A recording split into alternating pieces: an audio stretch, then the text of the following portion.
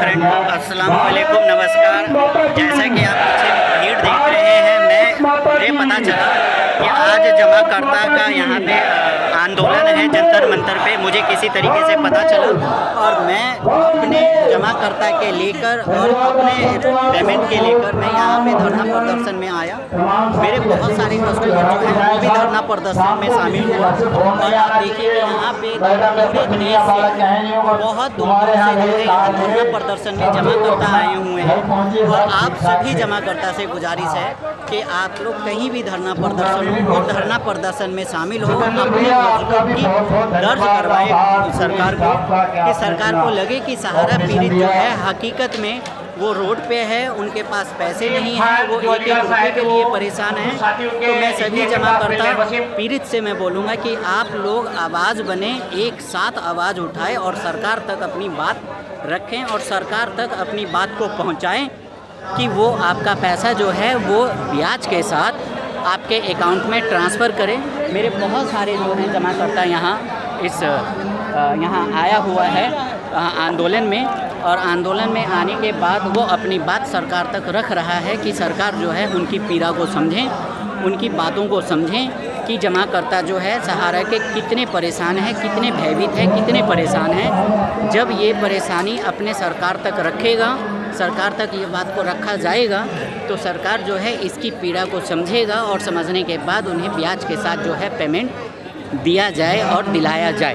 सरकार से यही गुजारिश है कि सहारा के जितने भी जमाकर्ता है, चाहे उसने पोर्टल बनाया, CRC पोर्टल बनाया उसके माध्यम से, या सहारा के काउंटर से, या सरकार के किसी भी ऑफिस से जो है जितने भी जमाकर्ता है उस जमाकर्ता का पेमेंट जो है किया जाए। बार के तरह जमाकर्ता और कार्यकर्ता से गुजारिश है कि आप दोनों अपना एक आवाज़ बने, एक दूसरे की बातों को सुने। जमाकर्ता एजेंट की बात सुने, एजेंट जमाकर्ता की बात सुने, और दोनों एक साथ आवाज़ बना के कहीं भी धरना प्रदर्शन हो उस धरना प्रदर्शन में पहुँचें और अपनी बात सरकार तक पहुँचाने की कोशिश करें। यही सरकार से गुजारिश है कि जमाकर्ता को परेशान न करें, जमाकर्ता को ब्याज के साथ पेमेंट उसके अकाउंट में दिया जाए। जमाकर्ता आज भी सरकार के जो भी दिशा निर्देश है उस दिशा निर्देश पे वो अपना काम कर रहा है, लेकिन सहारा के जितने भी बैठे हुए अधिकारी जो हैं वो इस चीज़ को नहीं मान रहा है। और सरकार जो है सहारा के ऊपर में और जितनी भी ज़्यादा सख्ताई कर सकता है उतनी सख्ताई करें, क्योंकि सहारा में बैठे हुए जितने भी अधिकारी हैं वो एक नंबर के फ्रॉड, चिटफंड, झूठ बोल के सहारा में कस्टमर को फंसाया और एजेंटों को बदनाम किया जा रहा है सहारा के बैठे हुए अधिकारी के तरफ से। मैं खुद एक सहारा का एजेंट हूँ, मेरे जमाकर्ता मुझे परेशान करता है, लेकिन उसके बावजूद भी मैं जमाकर्ता के बीच में हूँ। जमाकर्ता के साथ कंधे से कंधे मिला के मैं उसके साथ में खड़ा हूँ। पोर्टल पे उसका ऑनलाइन डिमांड करवा रहा हूँ और डिमांड होना भी चाहिए और कस्टमर को पेमेंट मिलना चाहिए, चाहे वो पोर्टल के माध्यम से मिले। लेकिन सरकार ने सहारा के काउंटर को बंद नहीं किया है। सरकार ने ये कहा है कि सहारा जो है अपने तरफ से किसी भी ऑफिस से जमाकर्ता को पेमेंट किया जा सकता है या कर सकता है, लेकिन सहारा के बैठे हुए अधिकारी, डायरेक्टर बोर्ड ऑफ, उन्हें कुछ भी चीज़ का फ़र्क नहीं पड़ रहा है। सरकार से गुजारिश है कि सहारा पे ज़्यादा से ज़्यादा सख्ताई करें और सहारा के जितनी भी प्रॉपर्टी है उसे सीज करें। सीज करने के बाद सहारा के जमाकर्ता को पेमेंट करें। और यहाँ इतनी गर्मी होने के बावजूद भी के अंतर्गत सबका भुगतान कराएं, ये मांग इसमें भी है। तो इन तमाम चीजों को बल देने के लिए साथियों आप पूरे एक महीने तैयारी करें। मानसिक रूप से, आर्थिक रूप से तो आप कर नहीं सकते, लेकिन अगर हो किसी के पास 10 पैसे, 20 पैसे, 1 रुपये जो भी हो, उससे भी तैयारी करें, उसको डेली का बचाने का प्रयास करें। आ जाओ तो जी, मैदान में आ जाओ। सबसे पहले आपका ही बलिदान कर रहा हूँ। इनके पास शर्त लगवा दी थी उन्होंने कि साहब आप सहारा की बात नहीं करोगे, सहारा की बात करोगे तो आपको सरकार कोई सपोर्ट नहीं करेगी। तो सहारा के साथ ही ध्यान कर लें कि इनका पैसा वापस करने की नीयत बिल्कुल नहीं है सरकार की।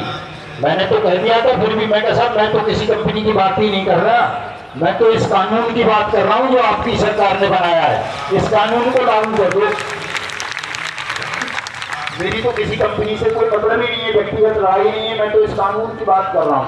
मैं सहारा की या किसी की बात नहीं करूंगा, मैं केवल कानून की बात करूंगा। कानून लागू हो जाएगा, मुझे पता है सबका पैसा मिल जाना है, और कानून लागू नहीं हुआ तो लाख आप सहारा CRC पोर्टल बना लो, लाख सीबी पोर्टल बना लो, लाख हाई कोर्ट चले जाओ, लाख सुप्रीम कोर्ट चले जाओ, लाख NCLT के ऑर्डर ले आओ, लाख आप कंज्यूमर कोर्ट के ले आओ, आपका पैसा आपको वापस नहीं मिलेगा। क्योंकि ये आप में से तमाम लोगों की अपनी भोगी हुई पीड़ा है। सहारा के मामले में 2012 में सुप्रीम कोर्ट का फैसला आया था, साल के सबका पैसा 90 दिन में 15% ब्याज से वापस कर दो।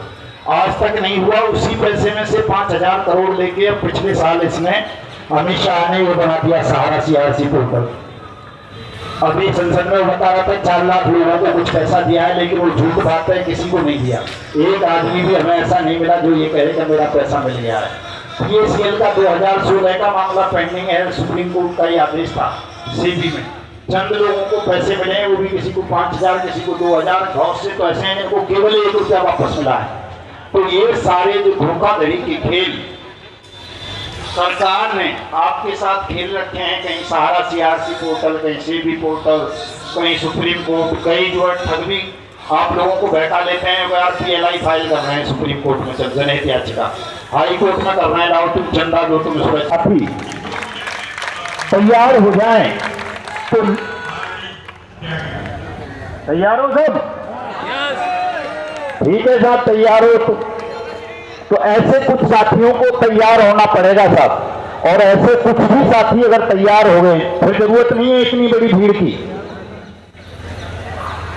फिर तो कुछ साथियों के बल से भी इस लड़ाई को जीता जा सकता है, क्योंकि कोई भी सरकार कभी ये नहीं चाहेगी कि किसी कानून के क्रियान्वयन की मांग को लेकर हिंदुस्तान के नागरिक अपना आत्म बलिदान कर लें, मर जाए भूखे प्यासे रह करके अपनी मांग के लिए।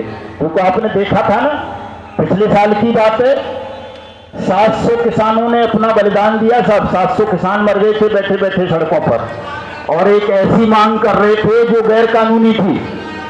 मतलब बने बनाए कानूनों को वापस लेने की मांग कर रहे थे वो। ये कभी नहीं हुआ हिंदुस्तान में कि कोई कानून बन जाए और उसे वापस ले ले सरकार। लेकिन किसानों ने 700 किसानों ने कुर्बानी दी। 1 साल तक लगातार दिल्ली की सीमाओं को घेरे रखा। मजबूर होना पड़ा इसी मोदी सरकार को, 56 इंची सीने वाली सरकार को, जिसके विषय में ये कहावत थी कि ये झुकते नहीं हैं। लेकिन आप सबने देखा होगा सुबह 6 बजे यहीं पास में गुरुद्वारा है रकाबगंज, वहां नाक रगड़ रहा था, रो रहा था मोदी आंसुओं से, मोर की तरह माफी मांग रहा था कि मैं देश से क्षमा मांगते हुए ये काले कानून कृषि के वापस लेता हूं, क्योंकि इससे मेरे किसान भाइयों को दुख पहुंचा है। तो हमको भी साथियों इसी तरह का आंदोलन करना पड़ेगा। मैं जानता हूं हम आर्थिक रूप से उतने संपन्न नहीं है, हमारे पास आरती नहीं है, हमारे पास राहुल गांधी नहीं है, हमारे पास अरविंद केजरीवाल नहीं है, हमारे पास अखिलेश नहीं है।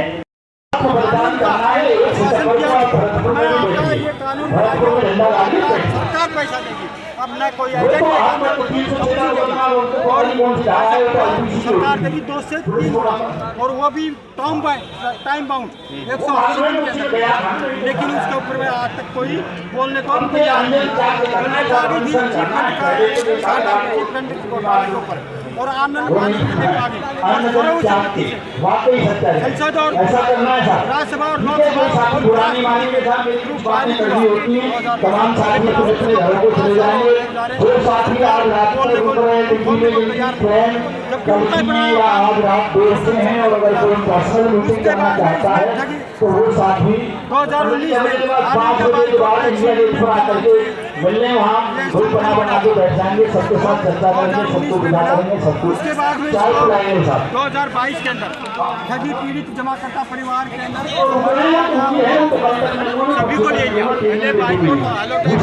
हेलो टॉपराइट इनकी 17 कंपनियों के निवेशकों के एक साथ बनाया गया था। उसके बाद में 2022 के अंदर पूरे हो गए।